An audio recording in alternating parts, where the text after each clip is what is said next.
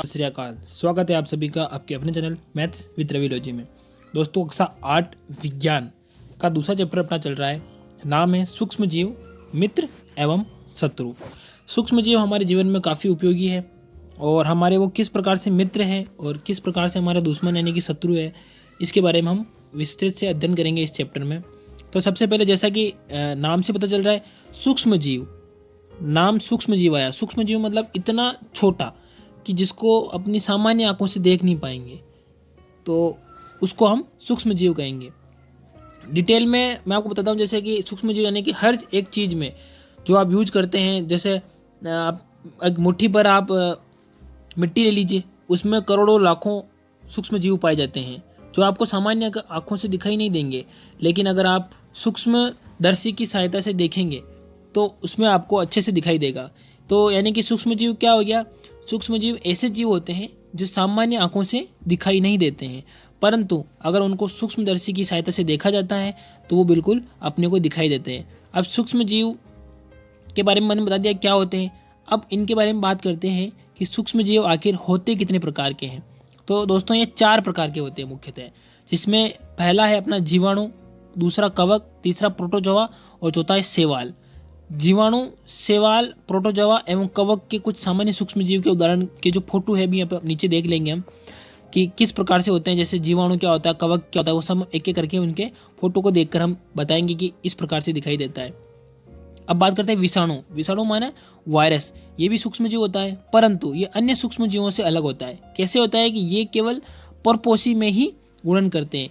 परपोषी माना कि किसी दूसरे के ऊपर आश्रित रहते हैं, अर्थात जीवाणु पौधों जीव जंतुओं पर गुणन करते हैं। यानी कि जैसे ये खुद अपना काम नहीं कर सकते, दूसरों के ऊपर आश्रित रहते हैं।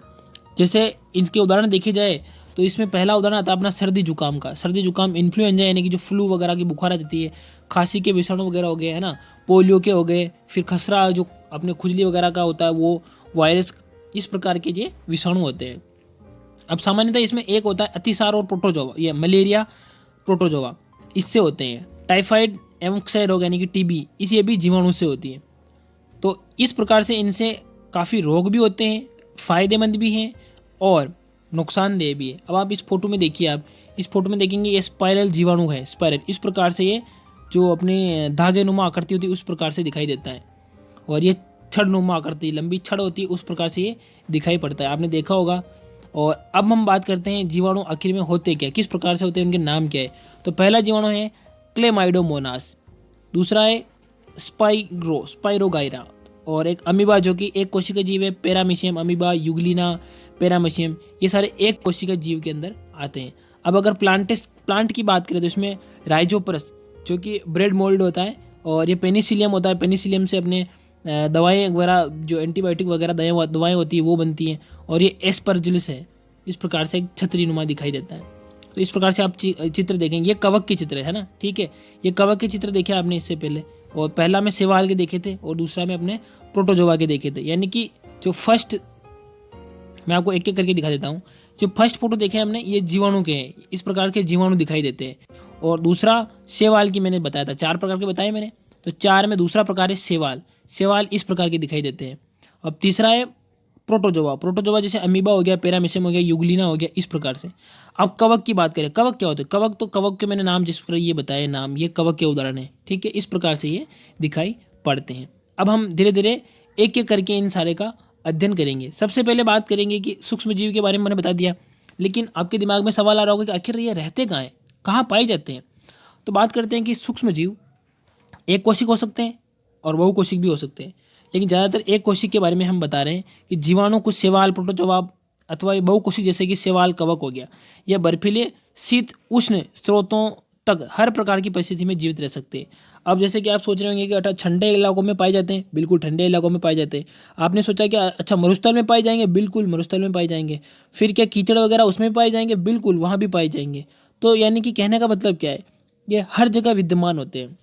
तो इसमें बताया गया कि ये मरुस्थल, दलदल एवं जहाँ मतलब मनुष्य भी नहीं पाया जाता, मनुष्य भी नहीं रह सकता, वहाँ पर भी ये पाए जाते हैं। कुछ सूक्ष्म जीव हमारे सजीवों पर आश्रित होते हैं, यानी कि जो हम इंसान है तो हमारे ऊपर निर्भर करते हैं। जैसे मैंने अभी बताया था, सर्दी जुकाम वाला उदाहरण बताया था। वो कुछ स्वतंत्र भी रह सकते हैं। अमीबा जैसा सूक्ष्म जीव अकेला रह सकता है, कवक एवं जीवाणु समूह में रहते हैं। ये कवक होते हैं ना, कवक ये समूह के अंदर पाए जाते हैं। लेकिन जो अमीबा होता है एक ऐसा जीव है जो समूह में न पाकर खुद अकेला रहता है। क्यों रहता है? क्योंकि वो अपना भोजन दूसरे के ऊपर आश्रित रख के दूसरे से वो ग्रहण कर लेता है, यानी कि उसके पास भोजन को ग्रहण करने की शक्ति है। अब बात करते हैं सूक्ष्म जीवों से हमारा क्या संबंध है। तो सूक्ष्म जीव हमारे जीवन की महत्वपूर्ण भूमिका है। इसमें कुछ हमारे लिए लाभदायक है और कुछ हमारे लिए हानिकारक है। अब एक एक करके हम बात करेंगे कि लाभदायक कितने हैं और नुकसानदायक कितने हैं। अब सबसे पहले हम बात करते हैं मित्र कैसे हो गए अपने। सबसे पहले दोस्त की बात करेंगे, दोस्त बनाएंगे, उसके बाद दुश्मनी बनाएंगे, है ना। दोस्ती नहीं होगी तो दुश्मनी कैसे बनेगी। तो सबसे पहले हम दोस्ती करते हैं, ठीक है।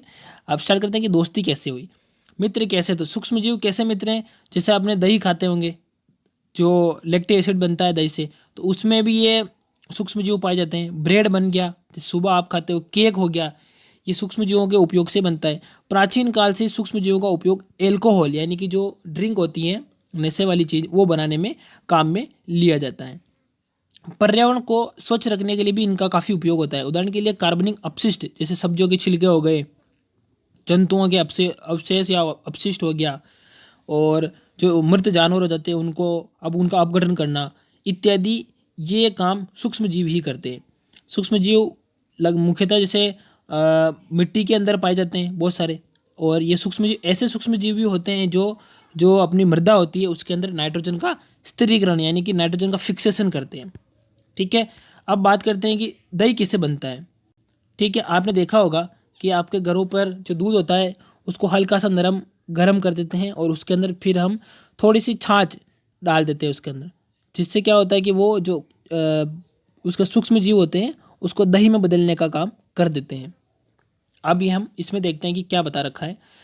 तो बात करते हैं कि दही में अनेक सूक्ष्म जीव पाए जाते हैं, जिसमें लैक्टोबैसिलस नाम का जीवाणु पाया जाता है जो दूध को दही में बदलता है। दूध को जो दही में बदलता है वह जनन कर इसमें दही में परिवर्तन कर देता है, यानी कि ये अपने बच्चे पैदा करके अंदर उसको इस प्रकार से परिवर्तित कर देता है। जीवाणु पनीर, चीज़ आप जो खाते हो, अचार, अनेक खाद्य पदार्थों में सहायक होते हैं उसको बनाने में। रवा, सूजी, इडली बनाने में, भटूरे, दही बनाने में, इस प्रकार से जो चीज़ें हैं जो अपने घर पर बनती हैं इस प्रकार की चीज़ें बनाने में सहायक होता है। जीवाणु एवं यीस्ट चावल के आटे को किण्वन में सहायक करते हैं, जो जिससे डोसा और इडली डोसा बनता है ना, तो इडली डोसा को किण्वन करने के लिए ये यीस्ट का प्रयोग किया जाता है, जो कि आजकल बाजार में उपलब्ध होता है। अब एक चीज़ आपने देखी होगी, एक ईस्ट पाउडर के बारे में मैं आपको थोड़ा सा बता देता हूँ। ईस्ट पाउडर क्या होता है, जैसे इसमें बता रखा कि ईस्ट पाउडर जो आटा होता है, अपना मैदा होता है, उसके अंदर जो उसको गूंथ लेते हैं और थोड़ा सा मामूली सा अपन ईस्ट पाउडर थोड़ा सा इसके अंदर मिला देते हैं। तो बाद में हम जो खमीर बनाते हैं ना, तो क्या होता है कि जो सूक्ष्म जीव होते हैं ना वो अपनी क्रिया करते हैं और खाना खाते हैं, जिससे CO2 निकलती है, और CO2 निकलने के कारण क्या होता है कि ईस्ट फूल जाता है। यहाँ पर आपको फूला हुआ दिख रहा है, तो ये फूल जाता है और जिसको हम खाते हैं। अब खाते हैं तो देखो ये गंदी चीज़ नहीं है। क्यों नहीं है? क्योंकि ये सूक्ष्म जीव हमारे शरीर के लिए लाभदायक है, इससे हमारे को फ़ायदा होता है, नुकसान नहीं होता है, इसलिए हमारे लिए फ़ायदेमंद है। ईस्ट तीव्रता से जनन करते हैं और श्वसन के दौरान कार्बन डाइऑक्साइड छोड़ते हैं। जैसा मैंने बताया, जिससे क्या होता है गैस के बुलबुले जो मैदा होता है उसके अंदर बाहर आ जाता है, जिससे उसका आयतन बढ़ जाता है, यानी कि वो फैल जाता है, एकदम स्पंज टाइप से बन जाता है। यह बेकिंग उद्योग, बेकिंग है ना, बेकिंग जिससे वो बनता है सोडा वगैरह, इस प्रकार की चीज़ों में ईस्ट का उपयोग किया जाता है, जिससे ब्रेड बनती है, पेस्ट्री बनती है, केक बनता है ना, काफ़ी काम की चीज़ें बनती है। अब सूक्ष्म जीव के बारे में नॉर्मल हमने देख लिया कि घर में किस तरीके से अपने उपयोग हो रहा है, लेकिन अब जब बात होगी उद्योग स्तर पर, तो भाई अब इतनी बड़ी अपनी जनसंख्या है, इतनी जनसंख्या होने के कारण ब्रेड भी खाने वाले ज़्यादा है, खपत बहुत ज़्यादा है, तो जब संभव है कि बनाने वाली फैक्ट्री चाहिए होगी। अब फैक्ट्री के लिए क्या चाहिए होगा, तो भाई सूक्ष्म जीवों का उपयोग किस प्रकार से करेंगे वहाँ पर, तो वो हम बड़े स्तर पर देखेंगे। तो बात करते हैं कि बड़े स्तर पर एल्कोहल, शराब और एसिटिक एसिड के उत्पादन में सूक्ष्म जीवों का काफ़ी उपयोग होता है। जो गेहूँ, चावल, फलों के रस, इससे क्या ये शर्करा होती है इनमें ईस्ट डालकर इनकी एल्कोहल यानी कि जो शराब होती है वो इनसे बनाई जाती है, जो काफ़ी अभी आपको पता ही है कि शराब से सरकार चलती है। तो इस प्रकार से काम होता है। अब बात करें कि यह गंध एल्कोहल की वजह से अपन ने एक किण्वन के प्रयोग किया था, अभी नीचे उसमें देख लेंगे आप प्रयोग, अगर आप खुद देख लेंगे तो उसमें क्या होता है किण्वन होता है। किण्वन मैंने बताया फर्मेंटेशन बोलते हैं इसको, जिसमें क्या होता है कि दूध दही में बदलता है। तो अब ये इसकी खोज सबसे पहले किसने की? लुई पास्चर ने 1857 में, लगभग 1857 की जब क्रांति हुई थी तब इन्होंने, भाई साहब ने अपना काम कर लिया था। अब बात करते हैं कि सूक्ष्म जीव का औषधि में किस प्रकार से उपयोग होता है। औषधि माना डॉक्टर के रूप में, डॉक्टर आपको जो गोलियां वगैरह कैप्सूल वगैरह देता है तो उसमें भी सूक्ष्म जीव का उपयोग करके ही जो कैप्सूल बनाई जाती है। देखते हैं कि जब कभी आप बीमार पड़ते हैं तो डॉक्टर आपको पेनिसिलिन का इंजेक्शन देता है। मैंने बताया पेनिसिलिन का भी पौधे बताया। कोई अन्य प्रतिजैविक यानी कि एंटीबायोटिक दवा देता है या कैप्सूल देता है। इन औषधियों का जो मुख्य स्रोत है वो सूक्ष्म जीव है। ये बीमारी पैदा करने वाले सूक्ष्म जीवों को नष्ट कर देते हैं और उनकी वृद्धि को खत्म कर देते हैं और प्रतिजैविक यानी कि एंटीबायोटिक का काम करते हैं। आजकल जीवाणु और कवक से अनेक प्रकार की प्रतिजैविक जो दवाई हैं वो बनाई जाती है। अब कुछ प्रतिजैविक दवाइयों का नाम मैं बता रहा हूँ। स्ट्रेप्सोमाइसिन जो कि एंटीबायोटिक होती हैं, एक होती है टेट्रासाइक्लिन, एक होती है एजिथ्रोमाइसिन जो आपको आजकल सर्दी जुकाम में इसमें जो बहुत ज़्यादा सरकारी हॉस्पिटलों में दी जाती है। तो इस प्रकार की दवाएं इस सूक्ष्म जीवों के उपयोग से, इनके संवर्धन से बनाई जाती है। अब बात करते हैं आखिर किस प्रकार से बनाई जाएगी और इनकी खोज सबसे पहले किसने की। तो बात करें 1929 में यानी कि 1929 में अलेक्जेंडर फ्लेमिंग ये व्यक्ति हैं जिन्होंने जीवाणु रोगों से बचाव हेतु एक संवर्धन पर प्रयोग कर रहे थे उस टाइम। तो अचानक उन्होंने देखा कि संवर्धन तस्वीर पर हरे रंग की फफूंद लग गई। फफूंद माना काई, जिसको आप काजी बोलते हो, काजी, तो वो लग गई। जिससे क्या होगा, उन्होंने पाया कि यह फफूंद जीवाणु की वृद्धि को रोक रही थी। यानी कि फफूंद लगने के बाद क्या हुआ कि जो उस तरफ जो जीवाणु थे वो इस तरफ नहीं आ पा रहे थे। तो इन्होंने यह तथ्य पाया कि बहुत सारे जीवाणु फफूंद द्वारा मर रहे हैं। तो इस प्रकार फफूंद से इन्होंने पेनिसिलिन दवाई का इजाद किया जो आपको एंटीबायोटिक के रूप में दी जा रही है। अब पशु आहार के बारे में बात करेंगे तो पशु आहार जो अपने जानवरों को खिलाए जाते हैं और मुर्गियों को खिलाए जाते हैं तो उनमें भी सूक्ष्म जीवों के उपयोग से ही ये बनाए जाते हैं और उनके उपयोग से उनको उनकी देखरेख वगैरह ये सब चीज़ उन्हीं से की जाती है। ठीक है, अब मैं एक चीज़ बात करता हूँ एंटीबायोटिक के बारे में कि आखिर एंटीबायोटिक के बारे में हम बोल रहे तो क्या चीज़ होती है। कि डॉक्टर की सलाह पर हमको एंटीबायोटिक दी जा रही है। ये दवा प्रतिजैविक होती है जिससे क्या होता है कि हमारे शरीर में रोग उत्पन्न नहीं होते हैं। जब हमें सर्दी जुकाम फ्लू वगैरह कुछ हो जाता है तो उस टाइम रोगों को बढ़ने से रोकने के लिए हमको ये दी जाती है। अब इसकी वैक्सीन आती है तो वैक्सीन किस प्रकार से काम करती हैं उसके बारे में सबसे पहले हम अध्ययन करेंगे। वैक्सीन के बारे में जानने से पहले मैं सबसे पहले ये चीज़ बता दूं कि वैक्सीन जो चेचक होता है, चेचक बीमारी है जो 1798 में चेचक के टिक्के की खोज की थी अपने एडवर्ड जेनर साहब ने। तो इन्होंने सबसे पहले चेचक के टिक्के की खोज की थी। अब इनके बारे में हम अध्ययन करते हैं कि आखिर ये चीज़ें, टीका होता क्या है। तो टीका किस प्रकार से कार्य करता है। जब रोग कारक यानी कि सूक्ष्म जीव हमारे शरीर में प्रवेश करते हैं तो उनसे लड़ने के लिए प्रतिरक्षा तंत्र हमारे शरीर के अंदर उपलब्ध कराता है। शरीर को यह पूर्व में जो टीका लगता है तो उसके कारण क्या है, उसको याद रहता है कि ये सूक्ष्म जीव हमारे शरीर में प्रवेश किया था तो उसके लिए किस प्रकार से लड़ा जाए, उसके लिए योजनाएं पहले से बनाई जाती है। अब टीके के अंदर क्या होता है, टीके के अंदर होते हैं मृत और निष्क्रिय सूक्ष्म जीव होते हैं जो स्वस्थ व्यक्ति के शरीर के अंदर प्रवेश टीके के माध्यम से प्रवेश कराए जाते हैं। जो अभी कोरोना का टीका है तो उसी में भी इस प्रकार से सिस्टम है। तो उसके अंदर सूक्ष्म जीवों को अंदर से प्रवेश कराया जाता है जिससे क्या होता है, स्वस्थ शरीर होता है। जो उसकी WBC जो रोग प्रतिरोधक जो क्षमता है अपने, वो उससे लड़ने के लिए एंटीबायोटिक शरीर के अंदर बनाती है। जिससे क्या होता है कि रोग से लड़ने के लिए जो सेना तैयार होती है वो सेना फिर उस जो बीमारी है उसके विरुद्ध कार्य करने में हमारी सहायता करती थी। इस प्रकार से टीका कार्य करता है। अब बात करते हैं कि मिट्टी की उर्वरता क्षमता को बढ़ाने के लिए आखिर किस प्रकार ये सहायक है। तो आपने देखा कि जीवाणु, नीलहरित शैवाल, ये वायुमंडल में नाइट्रोजन का स्थिरीकरण यानी कि नाइट्रोजन ना तो कम होनी चाहिए ना ज़्यादा होनी चाहिए, बराबर रखने के लिए स्थिरीकरण का कार्य करते हैं। तो ये मृदा के अंदर नाइट्रोजन संवर्धन का कार्य और स्थिरीकरण का कार्य करते हैं। उससे क्या होता है कि भूमि की जो उर्वरा शक्ति, जैसा कि हमने एक पहले पार्ट में पढ़ा था, तो उर्वरा शक्ति को बढ़ाने में मदद मिलती है। तो इस प्रकार से इनका उपयोग होता है। अब सूक्ष्म जीव आप देख लीजिए नाइट्रोजन स्थिरीकरण किस प्रकार से हो रहा है। देखो इन्होंने गैप से इस प्रकार से बना लिया है जिससे ये इधर बड़े रूप में दिखाई दे रहे हैं आपको। तो ये पर्यावरण शुद्धिकरण का कार्य भी कर रहे हैं। ठीक है, तो इस प्रकार से ये काफ़ी उपयोगी है हमारे शरीर, मिट्टी के लिए भी और हमारे शरीर के लिए भी। और हानिकारक किस प्रकार से होंगे अब हम उनके बारे में एक एक करके अध्ययन करेंगे।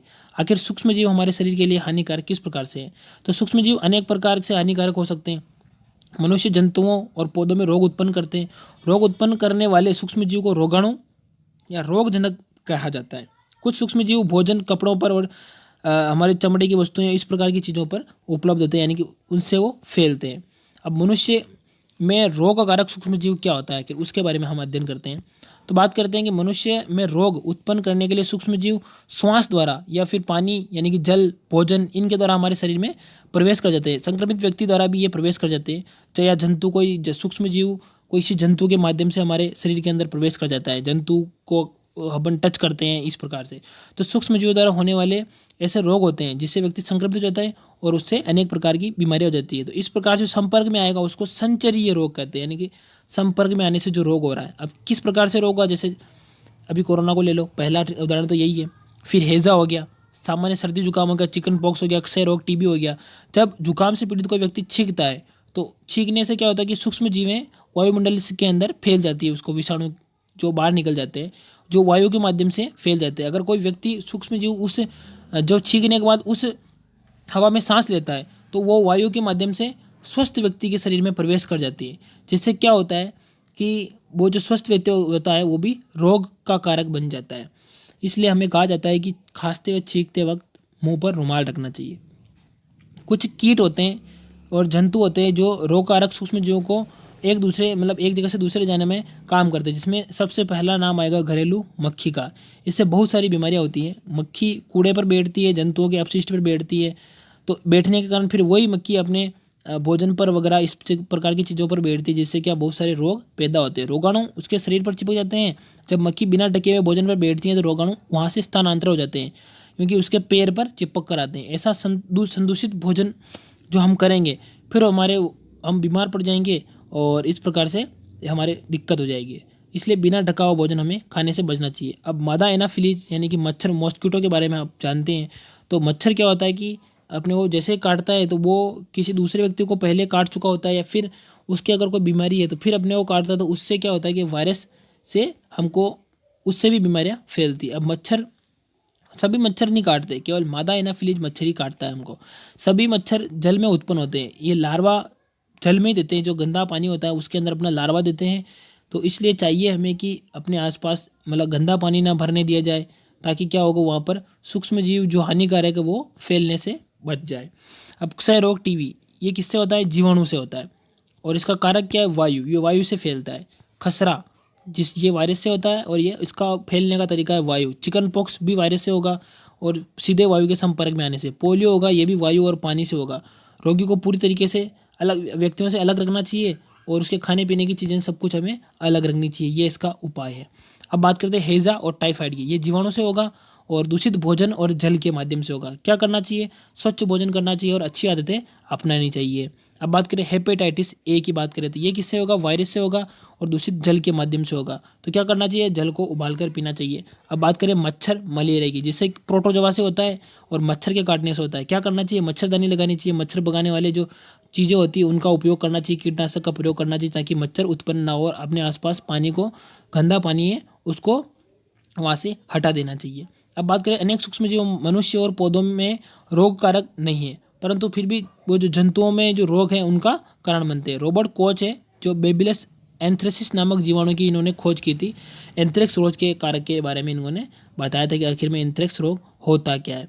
तो एंथ्रेक्स रोग, इनके उदाहरण है एंथ्रेक्स मनुष्य और मवेशियों में होने वाला एक भयावह रोग है जो जीवाणु के माध्यम से फैलता है। इससे क्या होता है? गाय के खुर और मुंह पर एक वायरस आता है जिसे खुर पका और मुंह पका रोग कहते हैं। ठीक है, आपने नहीं सुना हो तो मैं बता दूं आपको, खुर पका और मुंह पका रोग जो जानवरों में हो जाता है। अब पौधों में किस प्रकार से रोग उत्पन्न करते हैं सूक्ष्म जीव?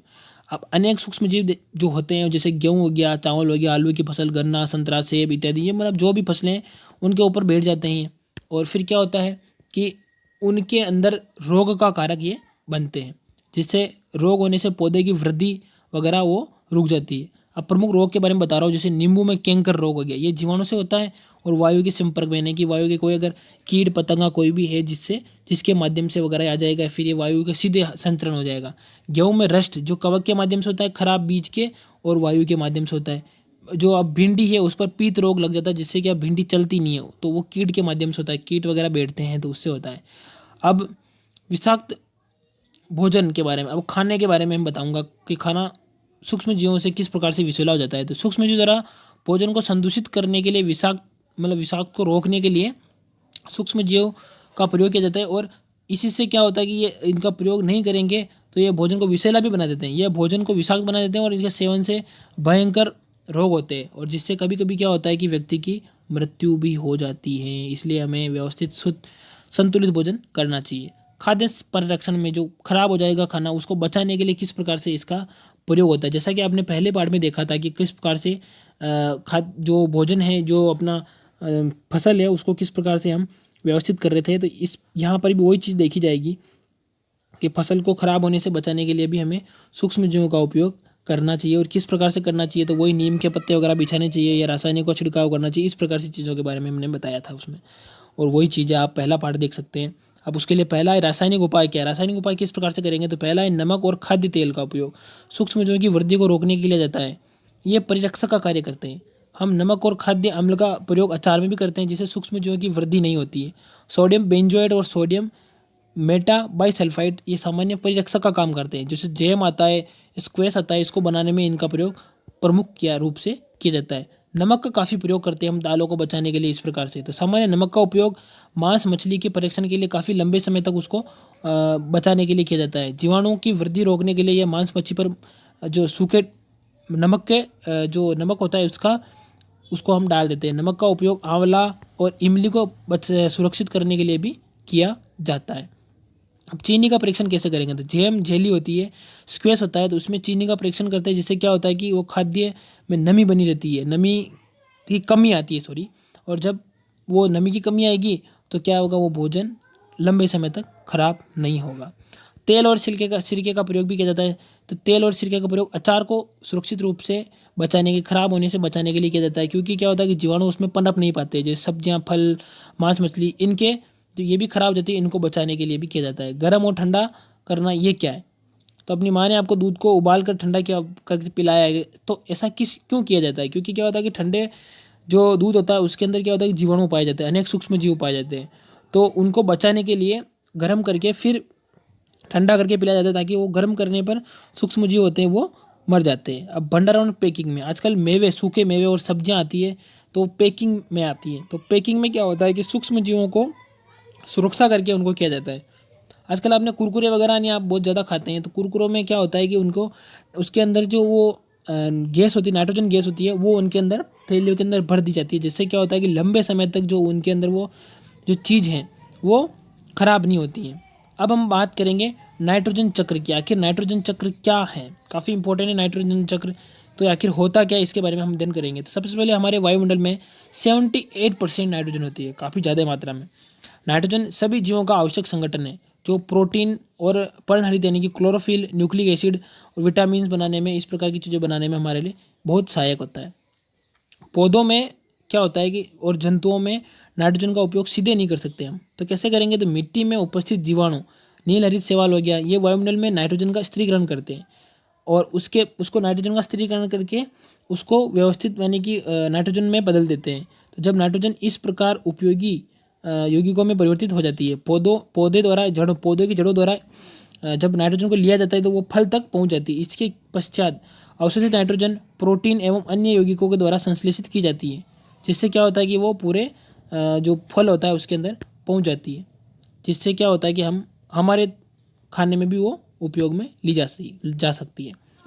पौधे और जंतुओं की मृत्यु के बाद जब मिट्टी में उपस्थित जीवाणु कवक नाइट्रोजनी अपशिष्ट को नाइट्रोजनी यौगिकों में परिवर्तित करते हैं तो पौधों द्वारा पुनः उपयोग किया जाता है। कुछ विशिष्ट जीवाणु जैसे नाइट्रोजनी यौगिक को नाइट्रोजन गैस में परिवर्तित कर देते हैं जो वायुमंडल में चली जाती है फिर, और उसके परिणाम स्वरूप वायुमंडल में जो नाइट्रोजन गैस है उसका स्थिरीकरण बना रह जाता है। ये आप चक्र देखेंगे, स्वयं देखेंगे, ये आपके लिए HW एक तरीके से। तो इस प्रकार से हमने नाइट्रोजन चक्र सूक्ष्म जीवों के बारे में विस्तृत रूप से अध्ययन किया। अब हमने इस चैप्टर से क्या क्या सीखा, तो सबसे पहले सूक्ष्म जीव अत्यंत छोटे होते हैं, इसको सामान्य आंखों से देख नहीं पाएंगे, तो हमें सूक्ष्मदर्शी की आवश्यकता पड़ेगी। ये सूक्ष्म जीव सब स्थानों पर पाए जाते हैं। सूक्ष्म जीव वायु, मिट्टी, पौधे, जंतुओं सब में पाए जाते हैं। ये एक कोशिक भी होते हैं और बहुकोशिक भी होते हैं।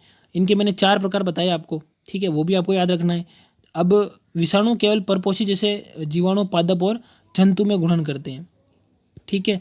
अब सूक्ष्म जीव औषधि, एल्कोहल बनाने में यानी कि वाणिज्य औद्योगिक उत्पादन में इनका काफ़ी बड़े मात्रा में प्रयोग होता है। जो कचरा होता है सूखे कचरे वगैरह, जो गीला कचरा अपनी सब्जियों वगैरह का कचरा होता है घर का, वो उनको अपघटन करने में भी इनका काम होता है। जो प्रोटोजोआ यानी कि अतिसार दस्त लग जाती है और मलेरिया होता है, इसके ये रोग के कारक हैं। कुछ सूक्ष्मजीव हमारे भोजन को विषाक्त बना देते हैं, इसलिए जैसे दूध को गर्म करके पीना चाहिए इस प्रकार से। कुछ सूक्ष्मजीव होते हैं जो लेंग्यूम यानी कि जो जड़ों में पाए जाते हैं, जिससे क्या होता है कि जो मिट्टी के उर्वरा शक्ति भी बनी रहती है और नाइट्रोजन का फिक्सेशन भी हो जाता है। तो इस प्रकार से सूक्ष्मजीव हमारे शरीर के लिए और हमारे वायुमंडल के लिए, या यूँ कहें कि सब चीज़ों के लिए सूक्ष्मजीव का काफ़ी मात्रा में उपयोग हो रहा है। कुछ सूक्ष्मजीव हमारे फायदे के लिए भी होते हैं और कुछ सूक्ष्मजीव जो हमारे शरीर के लिए हानिकारक भी होते हैं। तो हमें इन चीज़ों से बचना चाहिए और ज़्यादा से ज़्यादा हमें इनसे बचाव भी करना चाहिए, क्योंकि इनसे रोग नहीं होने चाहिए अपने को कैसे भी करके। तो ये था आपका सूक्ष्मजीव मित्र और शत्रु के बारे में चैप्टर। आई होप कि आपने इसका अच्छे से आनंद उठाया होगा। इसी प्रकार आप सारे चैप्टर की वीडियो हमारे चैनल पर आपको मिल जाएगी, जिससे क्या है कि आपका नॉलेज बढ़ाओगे आप। और सबसे बड़ी बात कि आपको जो चैप्टर है वो पढ़ने में बैठे बैठे आप किताब खुद नहीं पढ़ सकते, तो ये ऑडियो लगा के या उसकी वीडियो देख कर भी आप पूरी किताब को पढ़ पाएंगे, तो आपको काफ़ी अच्छा लगेगा। आई होप कि आप भी इस चैप्टर को जैसे मैंने पढ़ाया आपको वैसे आप भी पढ़ोगे। मिलते हैं अगली वीडियो में, तब तक अपना ख्याल रखें। जय हिंद।